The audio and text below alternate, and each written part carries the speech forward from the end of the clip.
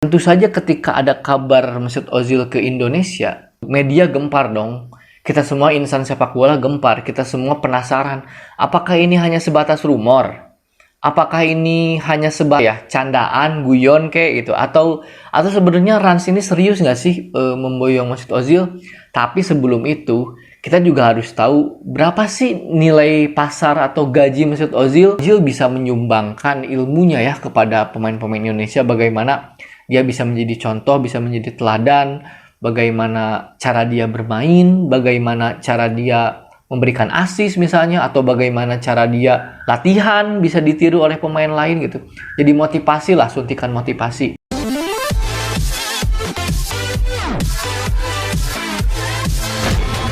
Halo semuanya, kembali lagi bersama saya di Kacamata Bola. Kali ini saya akan membahas berita yang sedang viral.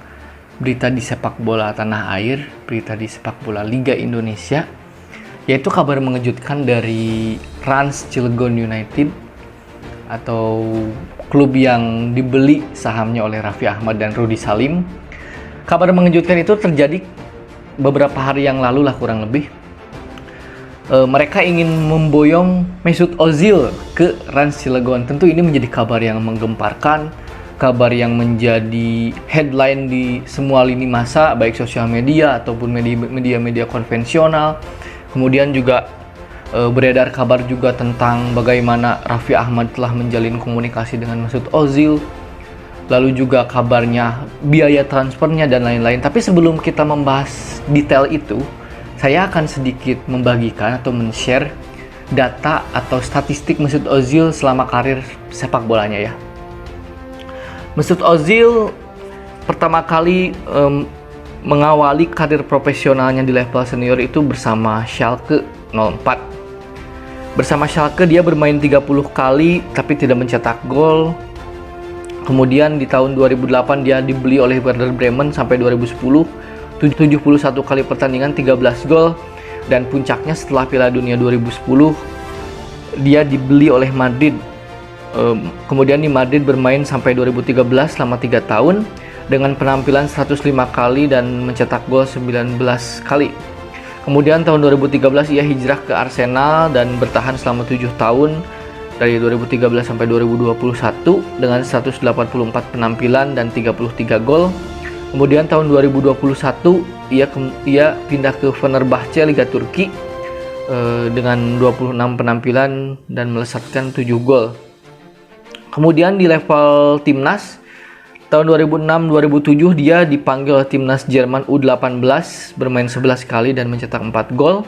Tahun 2007 sampai 2009 dia bermain di Jerman U21 16 kali main 5 gol. Kemudian tahun 2009 ia mengawali debutnya bersama timnas Jerman senior dan sampai di penghujung akhirnya di karir timnas Jerman yaitu 2018 pasca Piala Dunia 2018. Ia membukukan 90 penampilan serta 23 gol. Nah, jadi itu statistik Mesut Ozil teman-teman. Statistik yang cukup produktif untuk ukuran gelandang dan seingat saya juga total dari karirnya Mesut Ozil hampir menciptakan 300 assist di seluruh karir profesionalnya baik di level klub maupun timnas. Jadi Mesut Ozil ini bukan sembarang pemain ya, levelnya memang level kelas dunia. Dunia pertama kali mengenal Ozil ketika tampil ciamik di Piala Dunia 2010.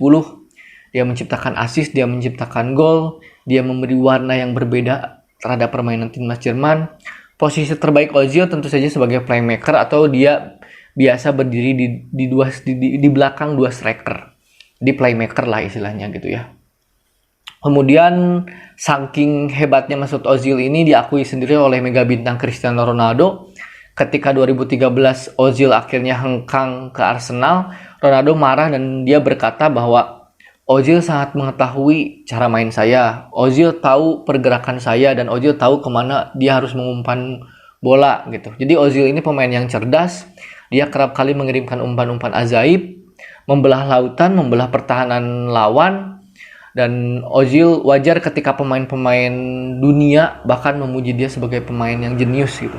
Nah, maka dari itu dengan fakta-fakta tadi bahwa Tentu saja ketika ada kabar Mesut Ozil ke Indonesia, media gempar dong. Kita semua insan sepak bola gempar, kita semua penasaran. Apakah ini hanya sebatas rumor? Apakah ini hanya sebatas candaan, guyon kayak gitu? Atau sebenarnya Rans ini serius nggak sih memboyong Mesut Ozil? Tapi sebelum itu, kita juga harus tahu berapa sih nilai pasar atau gaji Mesut Ozil. Nah, ini juga ada sedikit data buat teman-teman. Menurut informasi yang saya baca ya, biaya untuk membeli Mesut Ozil itu kurang lebih 60 miliar, yaitu dengan rincian gaji 1,6 miliar per minggu, yang artinya satu bulan 6,4 miliar. Kemudian jika suatu kompetisi di Indonesia itu efektifnya 10 bulan full kompetisi, maka kurang lebih Rans harus membayar 64 miliar per tahun untuk gajinya. Jadi total biaya untuk membeli Mesut Ozil serta gajinya selama setahun kurang lebih 120 miliar. Pertanyaannya, apakah Rans sanggup? Bukan cuma itu, apakah Rans juga mau membeli Mesut Ozil dengan harga yang sefantastis itu? Lalu pertanyaan lain juga muncul.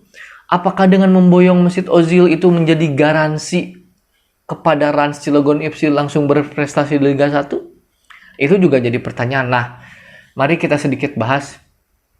Benar bahwa sepak bola di era kekinian adalah sebuah industri, bukan hanya sebatas hiburan, bukan hanya sebatas olahraga, tapi menjadi sebuah identitas bahkan ya, sebuah identitas, karena Indonesia ini merupakan negara yang memiliki kultur sepak bola yang bagus sebetulnya. Sejak zaman dulu sampai sekarang, sepak bola selalu digemari, selalu menjadi tontonan atau olahraga nomor 1 di negeri ini gitu. Tak heran insan sepak bola selalu mengikuti perkembangan Liga Indonesia dari masa ke masa. Sebetulnya Mesut Ozil ini bukan pemain kelas dunia pertama yang didatangkan ya. Kalau kita menengok zaman dulu gitu, pernah ada Mario Kempes, dia pernah juara Piala Dunia bersama timnas Argentina, kemudian membela Pelita Jaya kalau saya tidak salah.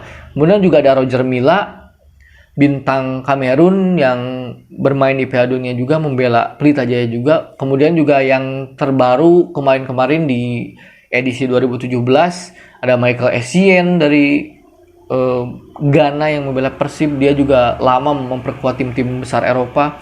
Ada juga seperti misalkan Odem Winge yang merupakan punggawa timnas Nigeria di Piala Dunia 2014, kemudian 2017 bermain untuk Madura, dan lain-lain.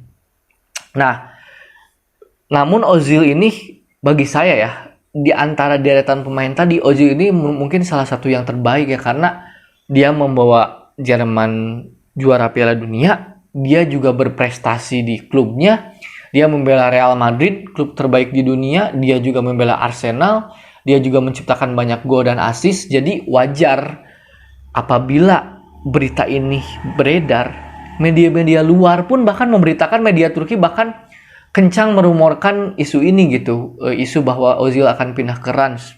Nah, bersambung yang tadi, pertanyaan lain di samping gaji yang begitu besar, dengan nilai kontrak yang juga mungkin akan besar, apa sih benefitnya untuk sepak bola Indonesia dan apa sih benefitnya untuk Rans Cilegon gitu. Nah, kalau saya sih ingin membahasnya lebih luas ya, tidak hanya terpaku kepada Ransnya ya. Tentu dengan nama besar Ozil itu jelas akan meningkatkan rating penonton. Itu akan jelas, itu sudah pastilah, sudah otomatis lah. Mungkin ketika Rans bermain, mungkin penontonnya akan lebih membludak gitu. Selain juga pasti sponsor nih. Sponsor Rans pasti akan lebih bertambah. Karena apa? Ini bintang dunia loh. Ozil ini bukan dikenal seluruh dunia. Bahkan fans Real Madrid, mungkin fans Arsenal, bahkan timnas Jerman pasti kan mengikuti sosial media Ozil kan. Ketika Ozil hengkang ke Rans, ke Indonesia, otomatis kan Indonesia juga terbawa, dalam tanda kutip Indonesia juga terekspos juga nih, ini klub dari mana ini Rans. Pasti kan media asing pun mempertanyakan dan menelusuri tentunya. Nah, itu satu. Kemudian juga dari exposure media pasti akan berlebihan gitu, baik dari media sosial, media konvensional, baik media dalam negeri ataupun media luar negeri. Nah, lalu yang lain juga apa? Mungkin Ozil bisa menyumbangkan ilmunya ya kepada pemain-pemain Indonesia, bagaimana dia bisa menjadi contoh, bisa menjadi teladan, bagaimana cara dia bermain, bagaimana cara dia memberikan assist misalnya, atau bagaimana cara dia latihan bisa ditiru oleh pemain lain gitu. Jadi motivasi lah, suntikan motivasi. Tapi pertanyaannya, apakah jaminan ketika Ozil pindah ke Rans langsung juara Liga 1? Buat saya tidak. Karena apa? Kita harus melihat dari sisi lain. Benar bahwa Ozil ini pemain dunia, bahkan pernah menjadi salah satu pemain terbaik atau nominasi pemain terbaik dunia. Tapi kan kulturnya beda gitu. Ini di Indonesia dengan cuaca yang mungkin berbeda, iklim yang berbeda, budaya yang berbeda, kebiasaan yang berbeda, kualitas kompetisi yang berbeda, kualitas wasit yang berbeda, bagaimana liga ini dijalankan, bagaimana regulasi dan lain-lain, itu akan mempengaruhi Ozil dong gitu. Kita tidak bisa menyamakan dengan di Liga Eropa gitu misalnya. Nah, kenapa ini berpengaruh? Karena apa? Sepak bola pun tidak hanya dimainkan oleh satu orang. Ozil seorang tidak akan ada artinya jika 10 lainnya tidak mensupport, tidak mendukung. Bagaimana ketika Ozil memberikan umpan kepada striker dan mungkin striker itu tidak bisa membaca maksud Ozil, ini kan akan jadi problem juga. Jadi kalau menurut saya, kehadiran Ozil ke Indonesia lebih pada aspek apa ya? Aspek entertain, aspek material lah, materi gitu, seperti sponsor dan lain-lain. Tapi juga di sisi lain ada aspek positifnya, yaitu Ozil akan memberi dampak positif, memberikan contoh, memberikan ilmunya, mentransfer ilmunya kepada pemain-pemain, khususnya pemain muda gitu. Ya mungkin sekian, kita nikmati aja rumornya bener apa enggak. Kita lihat beberapa waktu ke depan. Tapi sih dengan nilai kontrak atau dan nilai gaji yang sebesar itu, saya agak ragu ya Ozil akan ke Indonesia gitu. Tapi kita lihat aja. Sekian, kembali lagi di Kacamata Bola berikutnya.